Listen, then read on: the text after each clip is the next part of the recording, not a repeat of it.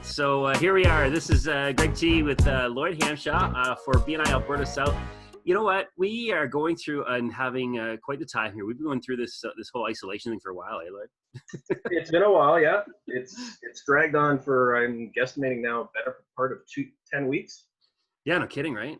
And some of us, like myself, have regretted not getting a haircut before we got locked in and have not been able to take advantage of the fact that the hairstylists are now open, unlike yourself, who is looking very dashing and sharp and, well, quite frankly, well-groomed, let's put it that way. Because I got in last night.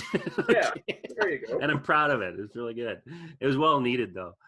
So, hey, just, after with all we've gone through, being a member of BNI, specifically in our region here in Alberta South, what do you see as one of the big benefits or how, I guess, BNI has really helped in the midst of this for yourself and other businesses? I have been able to, the story, quite frankly, for Real Recruitment was the minute March 15th hit, I went from having 10 orders on the books to having 0 orders on the books. And it was just the ability to find people within my own chapter, within the region, that we can start working with each other and creating some positive energy for our businesses. While we may not be actually making money, we've been able to do things to increase our awareness of our brands, awareness of who we are, and provide some support. Prime example is Shamai Joint and I and her partner have been doing seminars. Nice. Putting on a set of seminars to help other businesses, basically what we call moving their business forward. So the connection with that, so you've been able to get yourself thinking outside the box and doing something a little bit different than you were doing before. Yeah. Maybe setting some new ground for when we get back out there. Maybe I have a future being a speaker on a tour. I have no idea. But for now, this is just what we're doing until the recruitment business sort of picks up. That's awesome. That's awesome. And I will say that I've actually experienced with a few companies that I've been talking to, a lot more than I anticipated, actually, that they have had an increase in business, which is interesting, just because what they had to offer to offer is, is being sought after, which is nice to hear. And I'll be quite honest, we had a nice get together with as far as some of our members in our chapter yesterday as well, and we were talking about some of these things. And one thing that was mentioned, not just the extra in the business side, but the fact that because of our connections with the people in BNI, it was enabled them to reach out to more clients, or clients to find them faster because of the referral network. Absolutely. Yeah, that's awesome. The more conversations I'm having with members, the more we're able to find each other opportunities just because of the conversations. And I think one of the most dangerous thought process that might be happening with some of the members is the fact that they don't feel like they have anything to offer right now because they aren't doing business. Right. And they figure many other companies aren't doing business, so there's no need to have the one-to-ones, and there's no opportunity to create the referrals, where I'm finding, quite frankly, there are opportunities to find referrals for people. Prime example is I had a one-to-one with a member yesterday. He's doing that thinking outside the box, that pivoting, and he asked for a connection to somebody who he wanted to investigate this pivot. And nice. Yeah, he made the inquiry, and I was able to make a connection with him for him today. So beautiful. Yeah. And with something you said there, it just stirred something out with me. I was thinking that, it's kind of like when you're starting out your business, it's not all going to happen tomorrow, but you set the groundwork for what is going to happen tomorrow, right? Yeah, exactly. And I think that's exactly what we're in a position of doing right now, is a lot of businesses who are, having to go through a lot of rethinking and changing things. I see some people getting frustrated, and I understand that, but, maintaining, fun story, back when, what was it, during the Depression, you had, there was a cereal. How old are you? I believe it was Post. I'm sorry? How old are you? Right. Back in the Depression. No. I watch. I pay attention to a lot of marketing stuff. Okay. But Post had a cereal, and I'm not quite sure. I can't remember the name of the cereal, and that's actually key and important in the story. Is that they were number one on the shelves, and being, they kind of had the whole market. The Depression hit. They cut back on their marketing. They changed their plans. They pulled back and tried to turtle, if you will, and Kellogg's went, well, we've got this Snap Crackle Pop stuff that we're going to get out there, and we're gonna push all of our promotions and stuff. And guess which one we remember now, and which one is now number one on a consistent basis, right?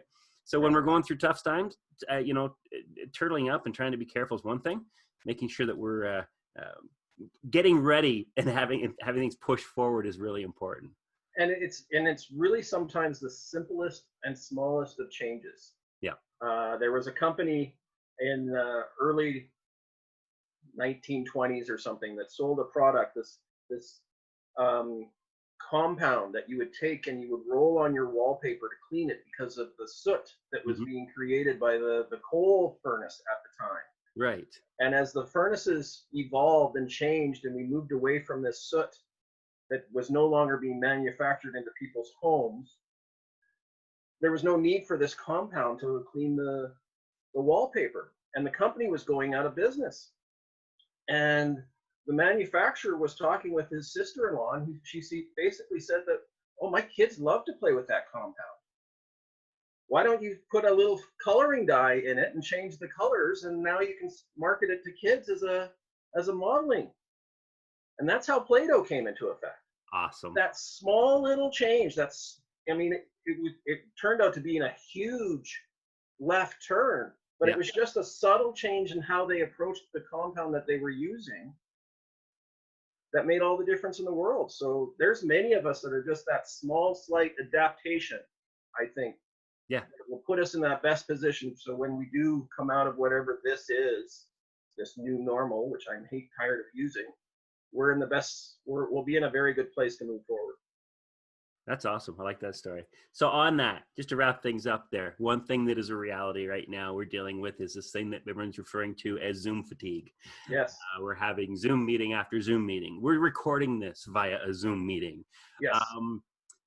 I've got my own ways of making it work and making I feel a little bit more connected with people, if you will, but it can be difficult. What do you see as something to help people through or past that? I think acknowledging it first thing is probably right. I don't have a magic bullet for it. Fair. I would imagine that for the chapters, they're going to have to find some creative ways to involve more and more people. Mm-hmm. I mean, you and I have spoken about this because you and I do a number of Zoom presentations from the regional point of view. Right. It's much like being right now. It's very much like being a radio announcer on a radio program. Yeah. And if you do not have a colleague in which to bounce things off of, just to create that energy, it can be it takes a very strong personality from, quite frankly, a performance point of view to carry a whole meeting with energy by yourself. So I'm glad you said that. Can I jump in there? I think you just nailed where I was actually going with that, because of the fact that I am an entertainer on the side and on the performance side of things, what you said, I was like, yeah, right, exactly. So realistically, I have a mentalism show that I've been doing virtually the same kind of show generally for 7+ years. Right. And every single show, you've got the same general framework all the time. So it's kind of like a meeting, or it's kind of like any of us kind of going in and it's like, oh, we got to do this again. And there are times where I'm like, here I go. I got to go into another show. Yeah. I know it inside out. I could do it with my eyes closed, blah, blah, blah. But the whole thing is remembering what the purpose is. The purpose is to entertain the audience. The purpose is to bring them into what I'm doing and have them have fun in that. So I think part of that thing on the, the performance side of it is to make sure you remember why you're doing it. You're involved in this because you want to help the people you're working with. You want to help new potential members who want to come and join your chapter or your region, because this is a great opportunity and it's a great organization to be a part of to grow your business. Exactly. Yeah. So keep that in mind. Keep moving forward is kind of what I'm talking to you. I'm talking to my computer right now. If you want to get right down to it, you're this little spot here, which I know. Yeah. Our camera, and I'm excited to talk about this because it's a passion, right? Yeah. So bring out the passion. Bring out the passion and involve more people in the passion. Nice. I know from a regional point of view, it may not have been communicated very well, but I think we've moved back to so-called normal meetings, similar to the ones that we were running in person, where you now have your 45-second presentation. Mm-hmm. Then you have people doing their 7.5-minute presentations, and then we do an I have portion. Mm-hmm. I'm not sure how many chapters have brought that I have portion back into their meetings, and I would strongly suggest the chapters do that, because the more involvement you have with the people, the more the people can be involved, the more in the engagement I think will go up. Right. And I guess realistically, we are going towards getting back to some sort of something that like we used to do bit by bit here. So let's take those steps toward it and get excited about the fact that we're moving forward. Exactly. Awesome. Well, thanks, Lloyd. It's been good. Thanks, Greg. So Greg T and Lloyd Hamshaw here, BNI Alberta South, area directors here. You know what? We would love it if you would want to be part of this. Let's do some interviews and let's talk to some of our members. Let's talk to some people about BNI. Hey, if you're not a BNI member, same thing. Get a hold of us here, and we'd love to hear a little bit more about where you're coming from and see how maybe we can help you. So make sure. Greg, Yes.